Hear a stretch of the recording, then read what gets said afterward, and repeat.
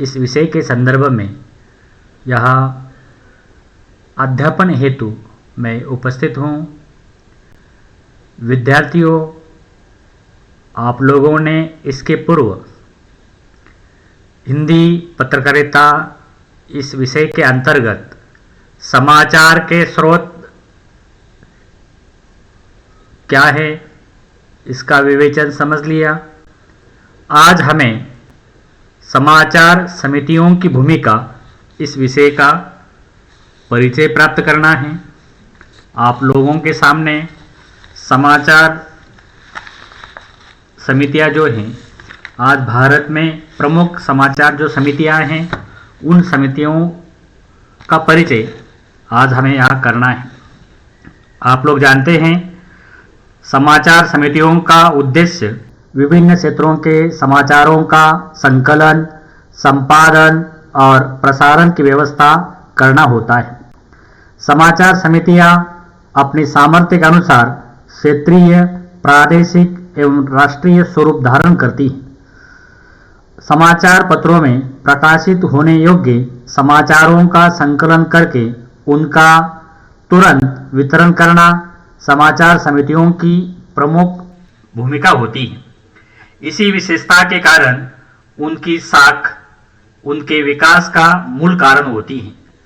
सही समाचारों के प्रसारण के साथ ही यह भी आवश्यक है कि समाचार समितियां अपनी ओर से उनका उचित संपादन करके वितरण करें। संपादन कार्य में इस बात का विशेष ध्यान रखना अत्यंत आवश्यक है कि ग्राहक समाचार पत्र की आवश्यकतानुसार उनको समाचार भेजे जाए।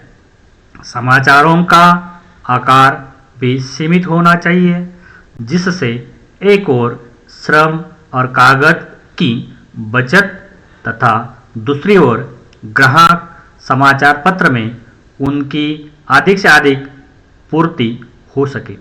समाचार पत्रों के कार्यालयों में हजारों समाचार एकत्रित होते हैं, लेकिन उनमें से कुछ 100 समाचार ही अपने आकार से सुसंपादित होकर समाचार पत्रों में स्थान प्राप्त करते हैं। भारत में समाचार पत्रों का विकास धीरे धीरे हुआ, परंतु क्रमशः तथा और अधिक विकास की ओर अग्रसर हैं।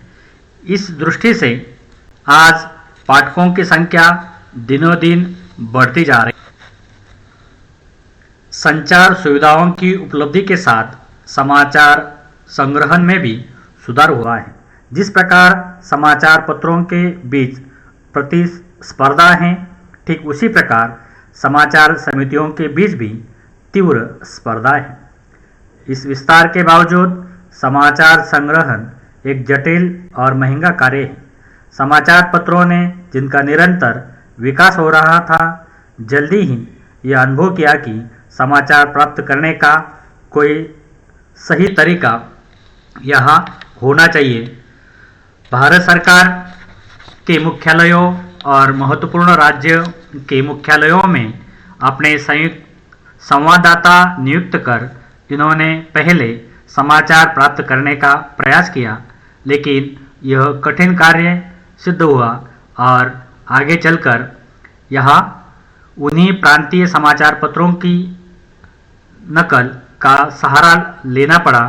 तो इस दृष्टि से यह कार्य कष्टदायक था और यहाँ ऐसी समितियों की आवश्यकता थी। इसी को सामने रखकर भारत में समाचार समितियों का प्रारंभ 20वीं शताब्दी के प्रारंभ में यहाँ हुआ। उस समय अंग्रेजी के 4 प्रमुख समाचार पत्र Pioneer, statesman, Indian daily news तथा इंग्लिशमैन थे।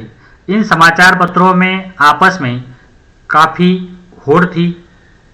पायनियर समाचार पत्र इन सब में अग्रणी था, क्योंकि इस पत्र के संपादक हैसमैन की जान पहचान उच्च अधिकारियों से अधिक थी और वे अन्य समाचार पत्रों के मुकाबले समाचार प्राप्त करने में सफल होते थे। इस बात को ध्यान में रखकर अन्य समाचार पत्रों के संपादकों ने श्री केसी राय के साथ मिलकर सन 1905 में एपीआई यानी एसोसिएटेड प्रेस ऑफ इंडिया की स्थापना की और उन्हें ही इसका जन्मदाता माना जाता है।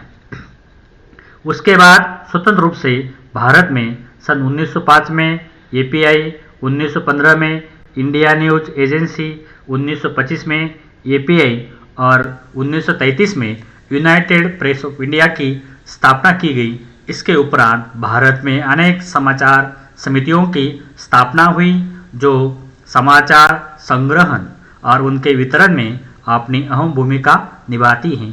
प्रमुख समाचार समितियों का जो विवरण है वो हमें समझ लेना है और उनमें से जो प्रमुख समाचार या समितियां हैं वो आप लोग यहाँ पढ़ सकते हैं, देख सकते हैं कि पहली है प्रेस ट्रस्ट ऑफ इंडिया जिसे पीटीआई कहा जाता है, दूसरी है यूनाइटेड न्यूज ऑफ इंडिया जिसे यूनिआई कहा जाता है, तीसरी है हिंदुस्तान समाचार जिसे हिस कहा जाता है, चौथी है समाचार भारती जिसे भारती कहा जाता है, पांचवी है यूनिवार्ता उसे यूनि भी कहते हैं, छठवीं है एसोसिएटेड न्यूज एंड फीचर्स, सातवीं है नेशनल न्यूज सर्विस और आठवीं है भाषा।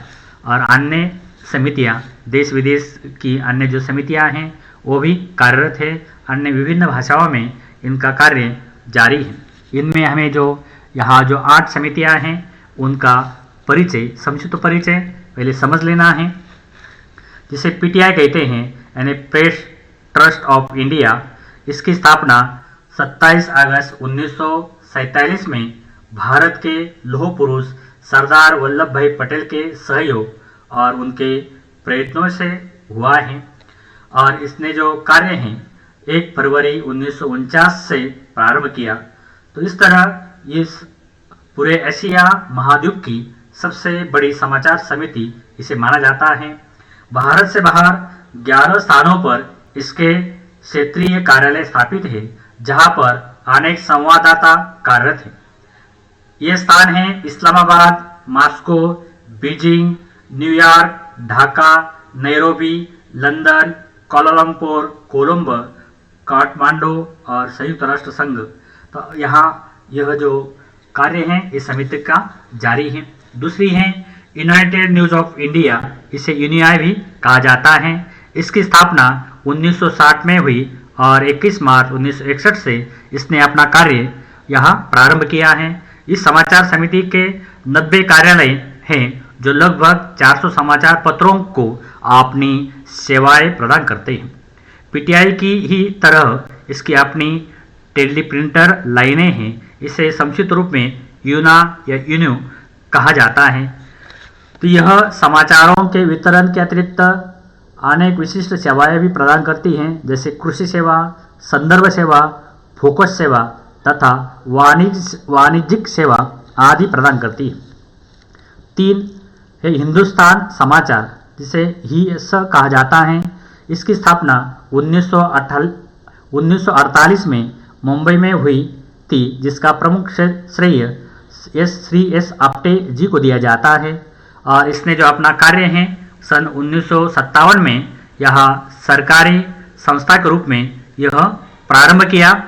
वर्तमान में देश में इसके 50 से अधिक केंद्र हैं। देवनागरी टेलीप्रिंटर का प्रयोग करने वाला ये प्रथम समाचार हैं समिति है। इसके अतिरिक्त हिंदी, अन्य भारतीय भाषाओं जिसमें पंजाबी, बंगाली, गुजराती, उर्दू, मराठी, उड़िया, मलयालम, कन्नड़, असमी, तेलुगु, अंग्रेजी आदि भाषाएं सम्मिलित है। इसका संक्षिप्त नाम हिस है। तो इस तरह ये कार्य इस समिति का है। उसके बाद है समाचार भारती। इस समिति की स्थापना 2 अक्टूबर 1966 में हुई और इसने अपना कार्य 1 साल बाद प्रारंभ किया। लगभग 150 समाचार पत्र इस समिति के ग्राहक है।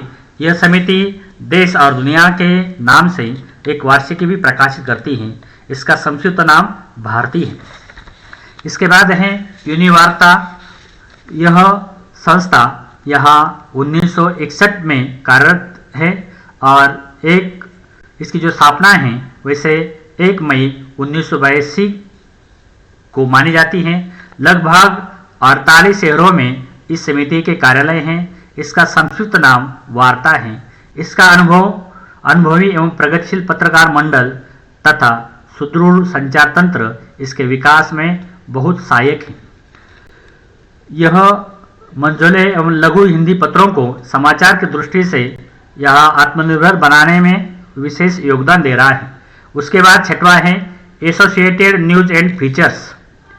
इस समाचार समिति की स्थापना दिसंबर 1964 में हुई। इसका केंद्रीय कार्यालय राजस्थान राज्य के जयपुर शहर में स्थित है।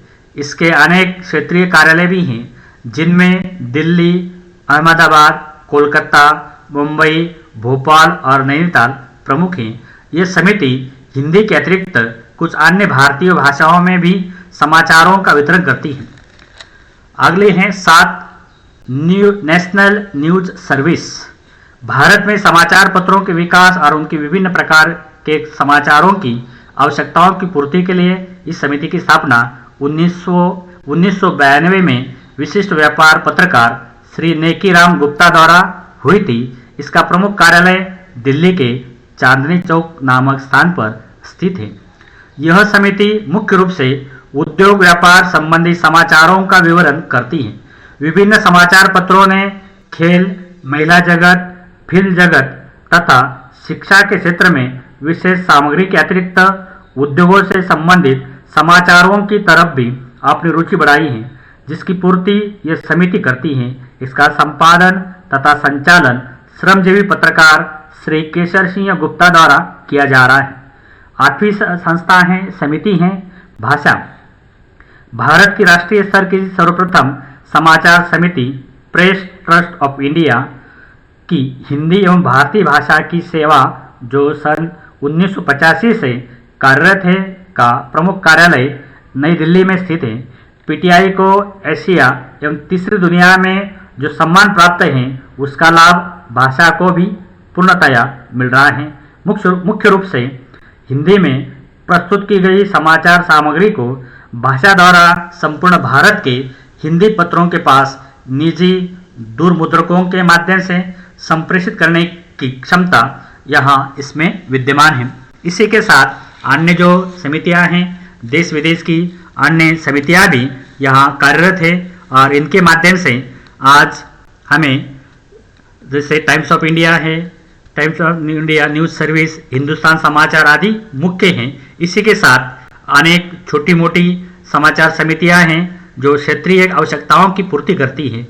इंग्लैंड, अमेरिका और रूस की सरकारों ने नई दिल्ली, मुंबई, चेन्नई आदि अनेक महानगरों में अपने समाचार वितरण की व्यवस्थाएं की हैं। भारत के सूचना केंद्र भी अंग्रेजी, हिंदी तथा अन्य भारतीय भाषाओं में अपने काम के समाचारों तथा चित्रों का प्रसारण करते हैं। इस तरह यहाँ ये जो समितियाँ हैं, इन समितियों का परिचय तुम लोगों ने यहाँ कर लिया है। इनकी स्थापना कब हुई, किस तरह कार्य करती है, इसी के साथ इनकी कुछ भूमिकाएं हैं, कुछ विशेषताएं हैं, उन्हें भी हमें समझना है। आज हम आप लोग जानते हैं कि समाचार समितियों का जन्म और विकास पत्रकारिता और पत्र जगत में महत्वपूर्ण घटना है और इनका जो महत्व है दिनों दिन बढ़ता जा रहा है। समाचार समितियां सामूहिक माध्यम की जानकारी देने और व्याख्या करने की योग्यता को बढ़ा देती हैं। पत्रकारिता के स्तर का उन्नयन करने के साथ साथ समाचार समितियां पत्र जगत को देश विदेश की जानकारियां बड़ी कुशलता से प्रदान करती हैं, जिनको पहले किसी ने न तो देखा होता है और न ही सुना होता है। ऐसी जानकारियां इन समितियों के द्वारा प्राप्त होती है और इसमें वे अनेक वस्तुनिष्ठ और व्यापक समाचार देने का कार्य करती हैं।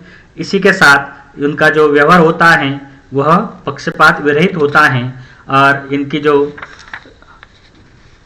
जानकारी है, ये जानकारी यहाँ सबको देने का प्रयास ये करती हैं। ये जो समितियाँ हैं सामान्यतः वह संपादकीय नीतियों का यहाँ प्रयोग करती हैं। समाचार समितियों को समाचारों का चयन तथ्यों के महत्व और प्राथमिकता के आधार पर यहाँ पहुँचाया जाता है।